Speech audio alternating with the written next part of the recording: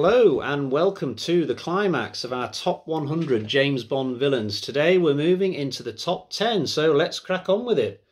At number 10 we have Mr. White from Casino Royale, Quantum of Solace and Spectre. And yes, I'll freely admit that probably the biggest reason why he makes the top 10 is because he's been in so many films, but no one's ever really done that throughout the series. Blofeld was in a lot of them, but usually with a different character. This guy has had one continuous story with the same actor pretty much through the entire Daniel Craig era, so I think that deserves a lot of credit, and he is very entertaining in all the films he's in, possibly with the exception of Spectre, where he's only in one small scene and he's really a beaten man by that point. But certainly in Casino Royale and Quantum of Solace he's very entertaining, very kind of sinister, how he's always in the background. And I love his line in Quantum of Solace where all his quantum buddies kind of flee the opera and he turns to his partner and says, well, Tosca's not for everyone.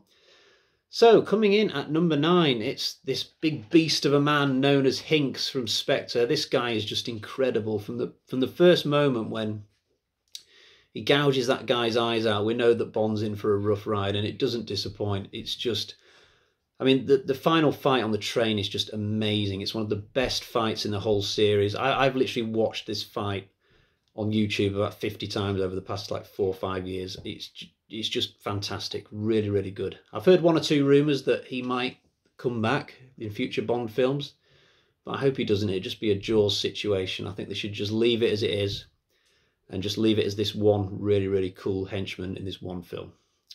Okay, coming in at number 8, we have Baron Samadi, a villain whose status has probably been elevated by his appearance in the GoldenEye video game. He was the final villain you had to kill in the final level, I think, with the golden gun, bizarrely. But when you watch Live and Let Die, he's just, even though he's not in that many scenes, he's just absolutely brilliant. They really got lucky having Jeffrey Holder being able to play this guy. He's got a great death scene with the snakes, and then he comes back on the train and you're not sure if he's dead or not. He's just a brilliant performance. Absolutely love it. Number 7, and probably not everybody will agree with me on this one, Winston Kid. So I've heard these two described as terrible villains. Yeah, I really like them. And I think this is the first villain from Diamonds Are Forever of any sort since like the 80s or 90s in the list or something like that. They're such an odd couple, but they're so vicious, and they always come out with these cheesy little lines to each other after they've tried to kill someone, like, if God had intended man to fly, he would have given him wings, Mr. Kid, that kind of stuff. It's really odd that that you never see them talking to Blofeld throughout the whole movie, even though they're working for him. And Bond never sees them until right at the end. They're just always off screen as far as, you know, Bond's point of view is concerned. But the scene where they sort of take on Bond on the cruise liner to end the film is really, really funny. I really like that scene. It's a good ending for them. Coming in at number 6, we have Mayday from A View to a Kill. I think if it wasn't for the fact that Mayday sort of turns good at the end of the film, I probably would have ranked her a lot lower. But I mean, if she hadn't have turned good, she'd just basically be a female Gobinda. But the way that she turns good because Zorin betrays her, it's such an entertaining little transformation, and her scenes with Roger Moore are really, really fun. And I love the bit where she comes out of the mine shaft and she has this smile knowing that she's got one over Zorin. It's just fantastic. And then the smile kind of fades just before she gets blown up, as if she thinks, right, I've had my little bit of fun, but now I'm going to die. And then the camera switches to Zorin just with his hands on his head like, oh no, my scheme, because we've learned to sort of hate Zorin so much throughout the movie that getting to see his plans just completely squashed is just a really, really satisfying moment. Coming in at number 5, we have the original main villain, Dr. No, the man who set the standard for all villains to come. He's just perfect in every sense as a villain. He's got the really refined kind of posh living room with all the fur rug carpets and expensive portraits. He wines and dines Bond in a really kind of sophisticated way.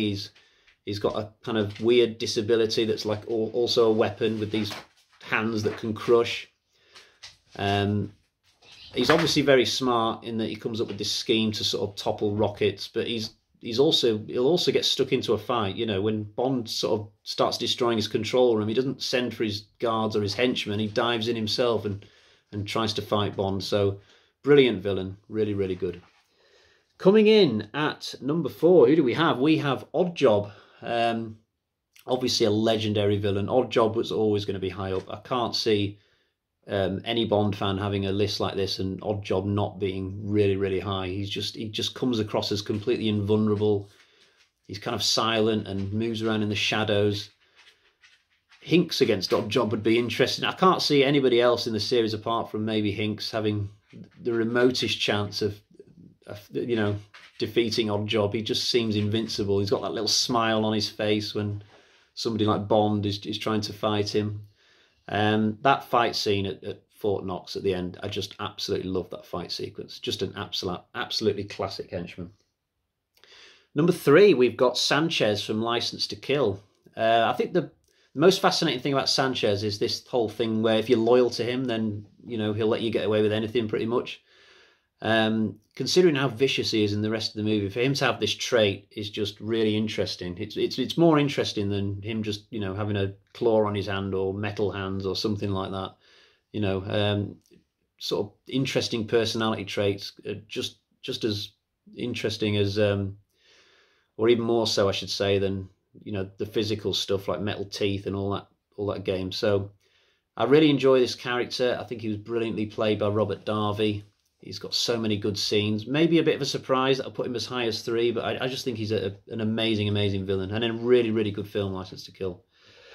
Number 2, just missing out on the top spot, is Auric Goldfinger. One of the villains I always remember growing up.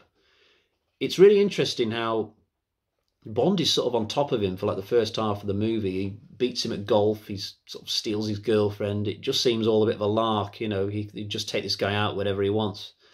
But then the film sort of flips halfway through, and Goldfinger just, you know, the minute we have this scene with the lasers, and you realise just how vicious and clever Goldfinger is, and he's just basically been unlucky up until now.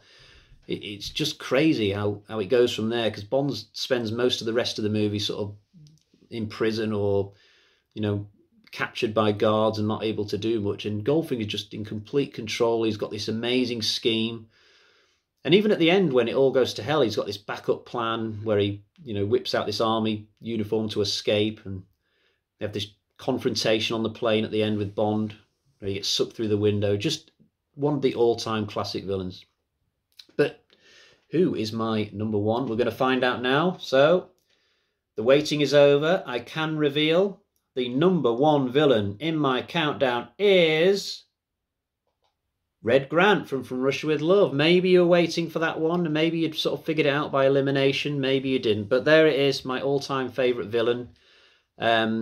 He's just fantastic. He's so mysterious throughout the film, and then his big moment finally comes on the train sequence with Bond when he pretends to be Captain Nash, and Bond's just completely flummoxed by this bizarre character who somehow has risen to this rank high enough that he can run Station Zagreb or whatever it is. And then finally he reveals himself, and you suddenly realise that he's just this really sinister character who seems to have Bond's number, but then they have this incredible fight. And what I love about the fight is it doesn't have to have a cheesy ending like the one with Jaws on the train where he throws him through the window, or Tee. It's just a fight that just feels like it's playing out exactly how a real fight would on a train, you know. No windows getting smashed and crazy stuff happening. Just, you know, 2 guys going at it, and then one of them just gets strangled in a perfectly realistic way. So Red Grant for me, best villain in the series, brilliantly played by Robert Shaw. And the irony is that Robert Shaw played Quint in Jaws, and you could argue that he plays the best character in the Jaws series as well. I'm not saying he's the best character in all of James Bond films. That might not be a villain necessarily, but in terms of villains, you can't get better than Red Grant. He's just the best for me. So, okay, we're going to wrap it up. I really enjoyed doing this series. This has been my top 100 James Bond villains. Maybe you agree with a lot of my entries, maybe you don't, but I put a lot of thought into it. I really tried hard to do it exactly as I wanted it, and it's been really, really enjoyable to do. So I'll be back soon for another rankings.